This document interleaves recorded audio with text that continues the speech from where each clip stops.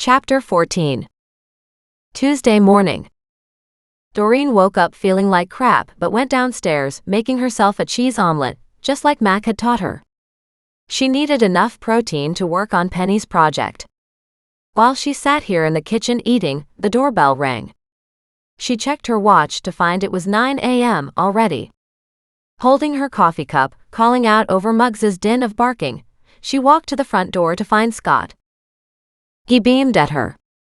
"So do you want to sell the dining room table too?" She eyed him over the brim of her coffee cup and then nodded. "Yes, I do." He nodded happily, rubbing his hands together. "Good," he said. "I couldn't get any research on the fabric covering the chairs, so I'll take some better photographs, and I'd much rather do that back at the office, where I have access to more information. But even with the possibility of it being reupholstered, it's still a really nice piece." "Take it then," she said, "but that means you probably won't get it all done today, will you?" "We'll try," he said. "I have 2 other men with me today." She looked up at 6 men behind Scott. She motioned them all in and said, "Go for it," and then remembered she was supposed to empty the hutch. She groaned and said, "If I give you boxes, will you empty everything for me?" "If you want to sell the hutch, yes," he said. "I'm not sure about the second piece." "That sideboard did have empty drawers," she said, "so maybe we can transfer everything from the hutch over to it. If not, I'll give you a few boxes. Unfortunately, I have to be at a friend's house." Scott nodded. "Not to worry," he said. "We'll be fine. We'll get the table and the chairs all out of the dining room first, and that will give us space to empty out the hutch." And with that, he started barking orders, and the moving men dispersed through her place. Muggs, more confused than ever, sat at her feet and whimpered. She crouched down and said, "It's okay. This is the last day of craziness." "Unless you find more pieces," Scott said cheerfully. "I better ask Nan about that." He poked his head around the corner and looked at her in astonishment. "You haven't yet?" She shook her head. "No, but I need to. She'd know which pieces are the most valuable." "I would think so," he said. "Call her while I'm here. Who knows what you might find out." Trouble was, Doreen was out of time. She looked at her menagerie, and she couldn't leave them with the moving men in the house, which meant she'd take them to the garden center with her. But that would eat into her time. Better that she head out now and get the gardening work done first.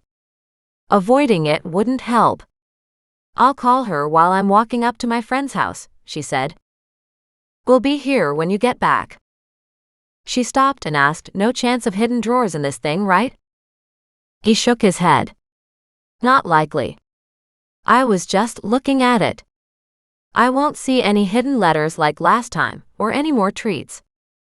If you take it apart and find something, absolutely, we'll save it for you. Don't you worry. We know this is part of your heritage." Even him saying that made her feel guilty all over again.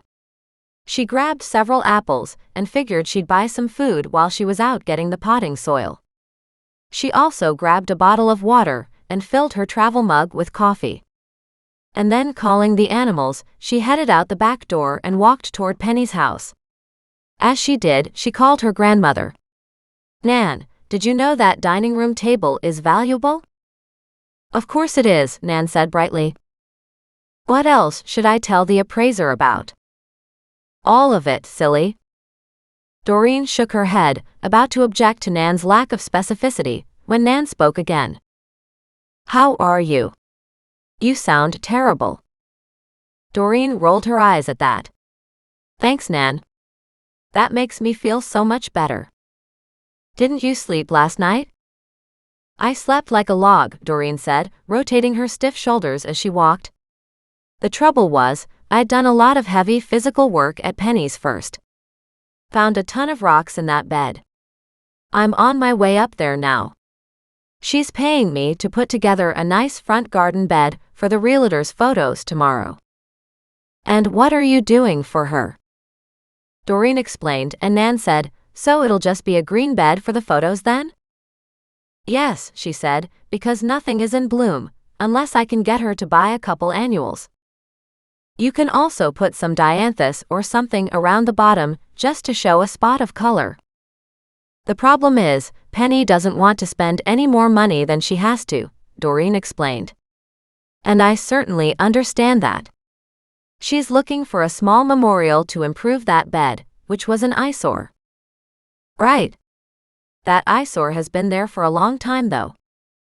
Yes, I looked on Google Earth and about 15 years ago, it was a great big hole originally. Maybe from sewer work. I don't know for sure. So somebody turned it into a rock garden? That's a better answer. I could certainly put in sedums and some hens and chicks, Doreen said thoughtfully. But I don't think Penny has any of those in her garden in the backyard. She didn't want to buy any either. And that front bed is a big enough space that she'd spend a fair bit of money to fill it. Like you said, she's selling the house.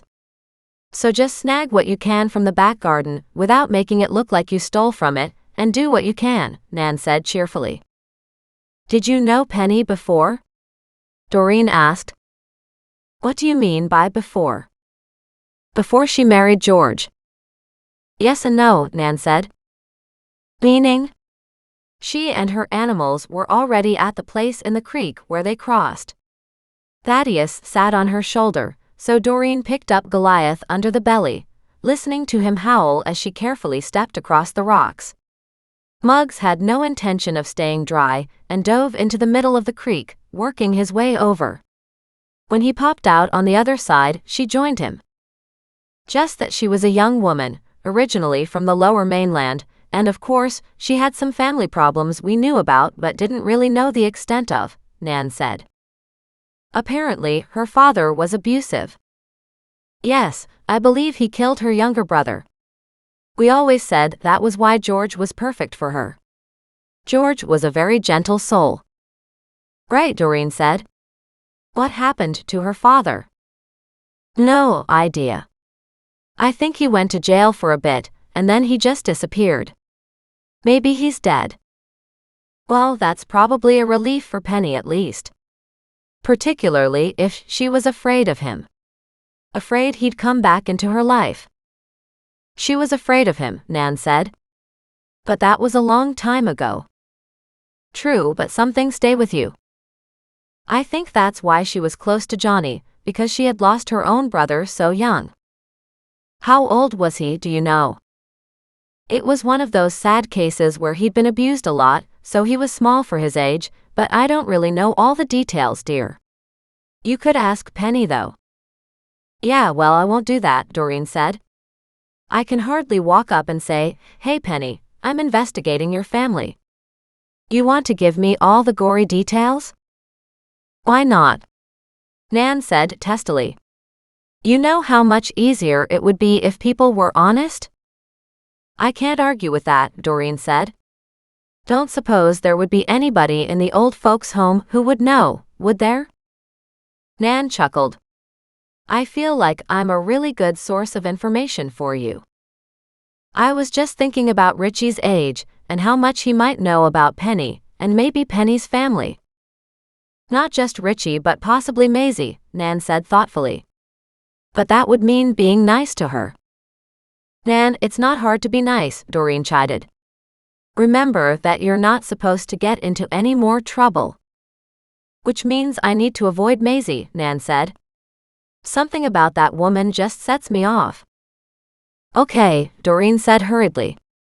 Don't talk to Maisie then. Maybe ask Richie. I can do that, she said, and she hung up just as Doreen approached Penny's place.